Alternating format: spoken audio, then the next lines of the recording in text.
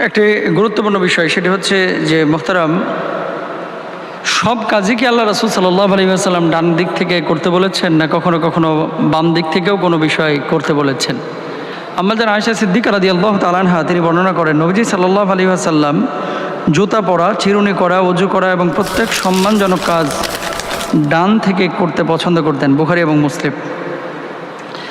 হাদিসে সুস্পষ্টভাবে ডান হাতে পান করার নির্দেশের পাশাপাশি বাম হাতে পান করতে নিষেধ করেছেন। আল্লাহ রাসূল সাল্লাল্লাহু আলাইহি ওয়াসাল্লাম বলছেন, যখন তোমাদের কেউ খায় সে যেন ডান হাতে খায়, ও পান করে সে যেন ডান হাতে পান করে, কারণ শয়তান তার বাম হাতে খায় ও পান করে। মুসলিমের হাদিস। হযরতে জাবের ইবনে আব্দুল্লাহ রাদিয়াল্লাহু তাআলা আনহু বর্ণনা করেন, রাসূল সাল্লাল্লাহু আলাইহি ওয়াসাল্লাম বলেছেন, তোমরা বাম হাতে খেও না, কারণ শয়তান বাম হাতে খায়। হযরত আয়েশা সিদ্দিকা রাদিয়াল্লাহু তাআলা আনহা তিনি বর্ণনা করেন, রাসূল সাল্লাল্লাহু